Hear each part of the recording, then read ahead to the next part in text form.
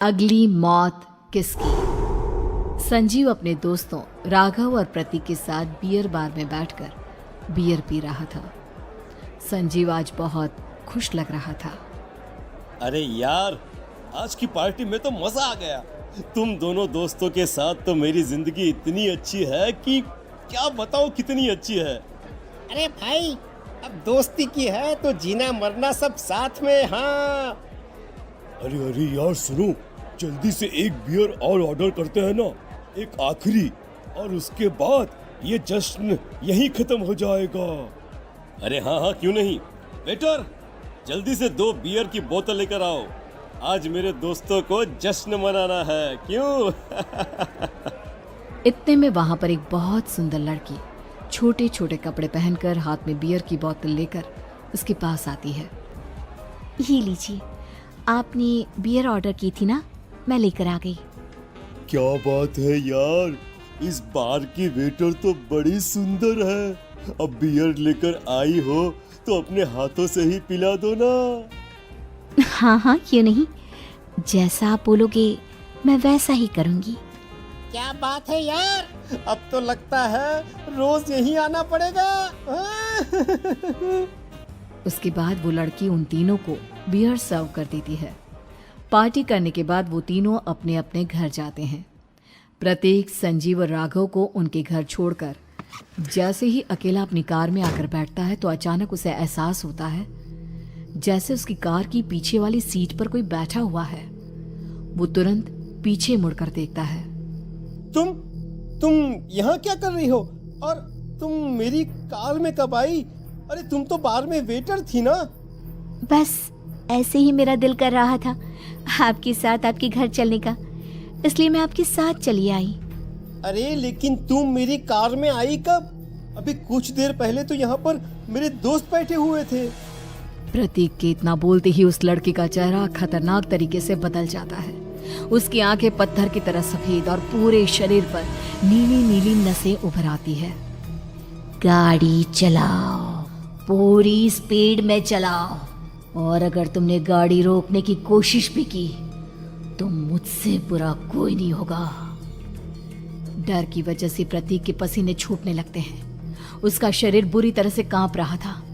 प्रतीक बिना कुछ सोचे समझे कार को फुल स्पीड से चलाना शुरू करता है। चलते चलते वो शहर से दूर एक पहाड़ी पर पहुंच जाता है और सामने अब सिर्फ पहाड़ी का किनारा दिख रहा है, जिसे देख प्रतीक घबराकर अचानक से कार को ब्रेक लगाता है। देखो देखो देखो देखो, मुझे छोड़ दो मुझे। अगर मैंने गाड़ी जरा सी भी आगे बढ़ाई तो हम दोनों नीचे गिरकर मर जाएंगे। ये तो तुम्हें पहले सोचना चाहिए था ना। अब कुछ नहीं हो सकता।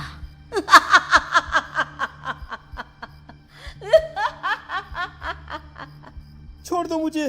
नहीं नहीं, प्लीज मुझे छोड़ दो। प्लीज प्लीज मुझे जाने दो, छोड़ दो मुझे। गाड़ी आगे बढ़ाओ। और तभी अचानक से बिना प्रतीक के स्टार्ट किए उनकी कार आगे बढ़ती है और गहरी खाई में गिर जाती है। उसके चीखने की आवाज एक चारों तरफ सुनाई देती है।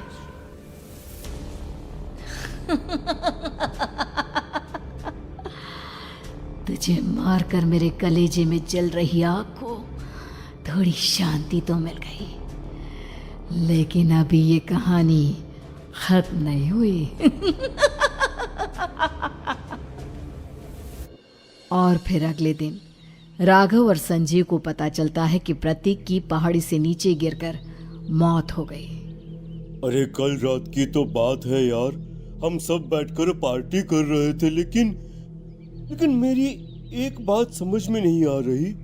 राघव शहर से इतना बाहर उस पहाड़ी पर इतनी रात को क्या करने गया था? अरे यार, वही सोचकर तो मैं भी परेशान हूँ। हम दोनों को छोड़ने के बाद तो वो सीधा अपने घर जाने वाला था, और वो आत्महत्या क्यों करेगा भाई? कल रात तक वो कितना खुश था, हमारे साथ सेलिब्रेट कर रहा था। हाँ, लेकिन पुलिस ने तो यही कहा है कि प्रतीक ने अपनी कार को जानबूझकर पहाड़ी से नीचे गिरा दिया और आत्महत्या कर ली। अरे यार संजीव, मेरी तो कुछ भी समझ में नहीं आ रहा है। चल ठीक है, अब मैं अपने घर जाता हूँ। ओके। बाय। राघव अपने घर में अकेला था। दोपहर का वक्त था।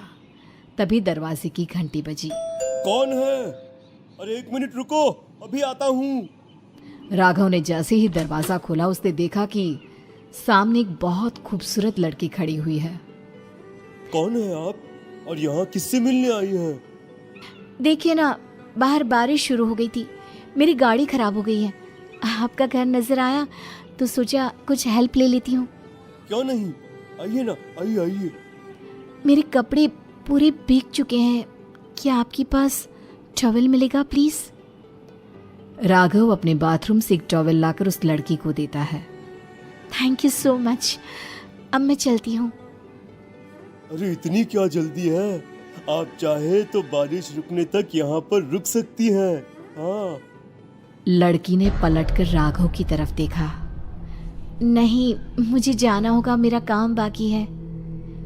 और वो वहां से चली गई। उस लड़की के जाने के बाद राघव अपने बाथरूम में नहाने के लिए गया और जैसे ही उसने बाथरूम में देखा तो उसका टॉवल वहीं पर लटका हुआ था। उसने टॉवल हाथ में लिया तो देखा कि उसका पूरा टॉवल खून के धब्बों से सना हुआ है।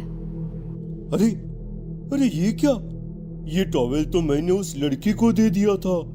ये वापस मेरे बाथरूम में कैसे आ गया? और इस पर ये खून के धब्बे कहां से आ गए?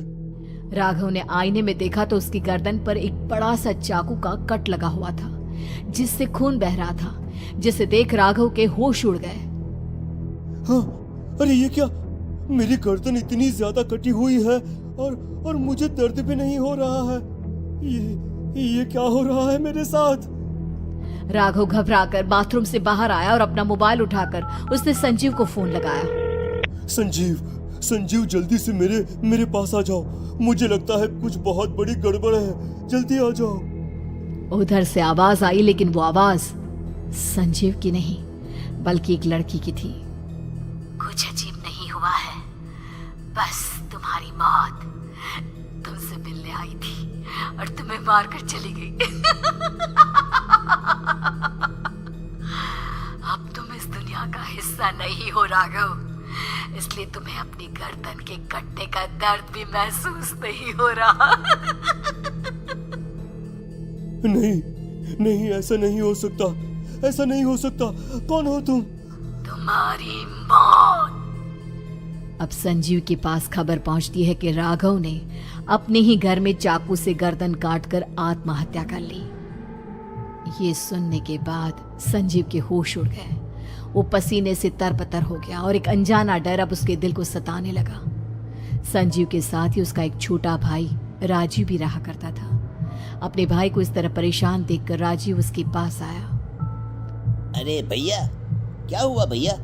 आप इतने घबराए हुए क्यों लग रहे हैं? प्रतीक और राघव की मौत, मेरा मतलब मेरी कुछ समझ में नहीं आ रहा भाई। अचानक से मेरे दोनों दोस्तों ने आत्महत्या क्यों कर ली? अरे वो तो मेरी भी समझ में नहीं आ रहा है भैया। हाँ, हो सकता है कि कोई परेशानी होगी और इसीलिए उन्होंने ऐसा किया होगा। हाँ, लेकिन दोनों की जिंदगी में एक साथ परेशानी और दोनों का इतनी खतरनाक तरीके से आत्महत्या करना, कहीं ऐसा तो नहीं मैं भी मर जाऊंगा? अरे आप ऐसी बातें क्यों कर रहे हैं भैया? वैसे ही मैं इतना परेशान हूँ।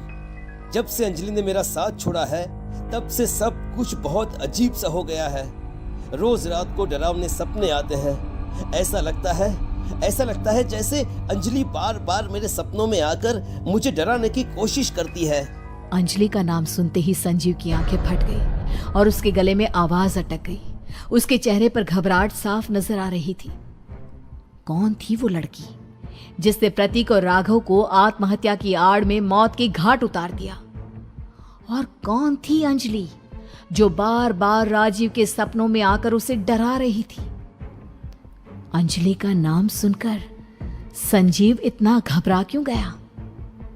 इन सवालों के जवाब जानने के लिए देखिए इस खतरनाक कहानी का अगला भाग।